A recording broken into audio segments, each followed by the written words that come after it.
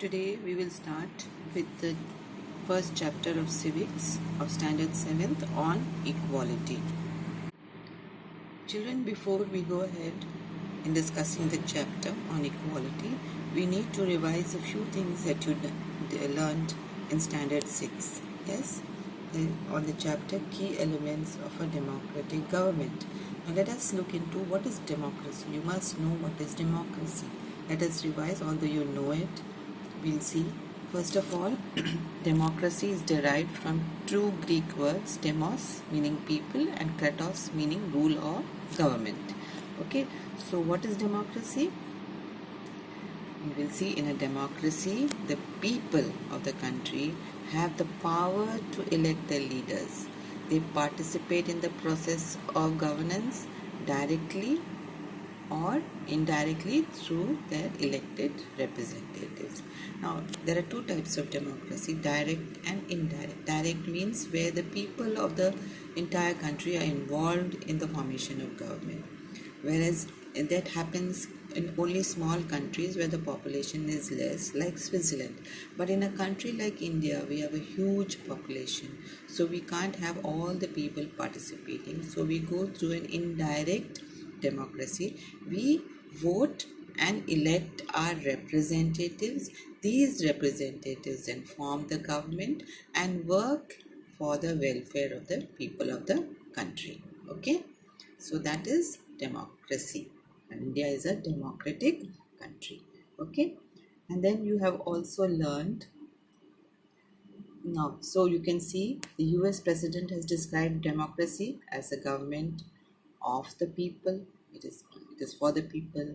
Yes, by the people and for the people. So whatever government representative we make and who make the government work for the people. It is for the people, and it is only the people who are involved in it. If the people do not like the government, they can pull down the government and elect somebody else. Okay, and we have learned the key elements of a democracy is people's participation. People participate in every aspect of the government, and then resolution. Whatever conflicts are there, it is resolved.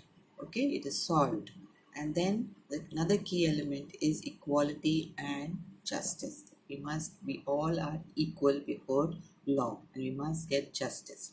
Okay, so as you see, the chapter's name is on equality. So, in this chapter, we will study more about equality. What is it? Why is it important in a democracy? And whether or not everyone is equal in our country, India. Okay, so we are going to look into this and this basically more concentrating on equality. Children, we begin this chapter with the story of Kan- Kantabai, yes, of Kanta Devi. She is a domestic worker. She works in houses, does the washing of utensils, cleaning and mopping of the floor, and other small works at home. So we see her standing in a line to cast her vote, and she seems very pretty happy because she sees all the big people also standing in line. We can see a government officer, media person, consultant, industrialist, teacher, trader, student, all are standing in a line waiting for their turn to cast the vote. Okay, and on this election day, she tells her friend, "Isn't it good that we all are equal as citizens in our country?" Even Jain Saab is standing in a line with us. So she's happy to see that even her employer, Ashok Jain, who is a big industrialist, a big businessman, lots of money, rich, even he has to stand in a line. So we see equality on a voting day, on an election day. We see equality here. Okay, so she's happy that we are all equal, standing in a line, waiting to cast their vote. But afterwards, what happens? We will see. Okay, so she says, my daughter is having fever and I have to take her to the hospital. But before I take her, I have to finish the housework because I can't otherwise take advance from them. They will not give me money. So I have to do today's work to get some advance to take my daughter to the hospital. Now, when she goes to the hospital, what does she see? she sees this long, huge line and had to wait for a long time to really uh, meet the doctor. So she says, yeah, just a few minutes back, what did you see? She saw that even the big industrial has to stand in line. But now there's a big line, and whoever has more money can see the doctor first. So what do we see here? Inequality. Okay, but when we are casting a vote, we were all considered equal. Okay,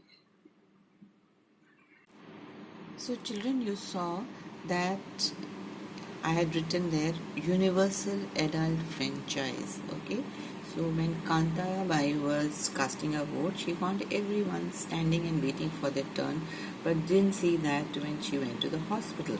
Okay, so there she saw inequality happening. Okay, now I had written that word there, universal adult franchise. What is the meaning of universal? Universal means all, and adults, who are adults in our country, they are 18 years and above are considered adults in our country. And franchise means the right to vote. So in our country, all citizens of India above the age of 18 have the right to vote irrespective of their social, economic, religious background. Okay, anyone can cast their vote.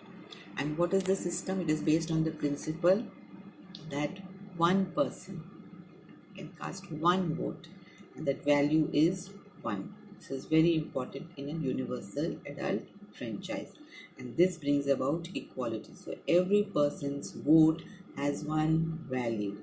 Okay, and then we have also learned last year the importance. Why is it so important? Because it makes the people feel that they are important to our country, and their value is of great importance because they cast their vote. So it brings about equality and national unity. People all gather to collect, and we have a self-respect when we cast a vote that we are citizens of the country, and it arouses interest in public affairs among system. People try to learn what the government is doing. They take interest in it. So this is the importance of universal adult franchise.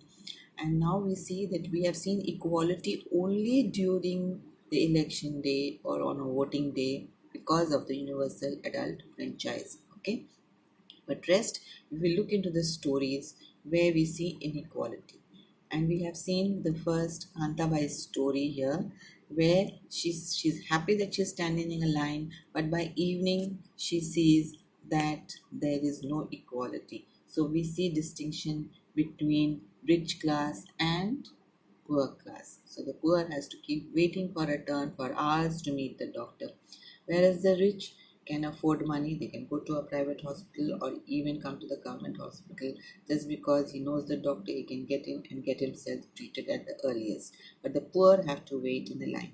So in the first story of Kanta Devi, we see inequality happening on the basis of rich class and poor class. Okay.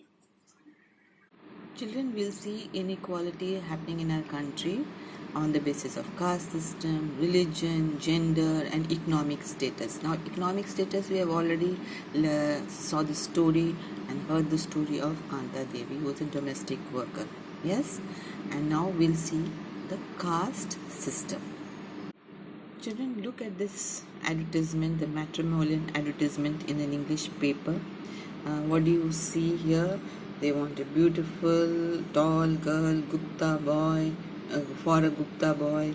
Then we see a Tamil Brahmin, and then we see here another one from caste. Only one they have seen caste is no bar, but whereas the other two ads, they are emphasizing on caste. See how caste is so important, and they continue to play in the minds of highly educated Indians, isn't it? So we see distinction taking place on the caste basis also, and we'll go through another story which is given in your book on caste system.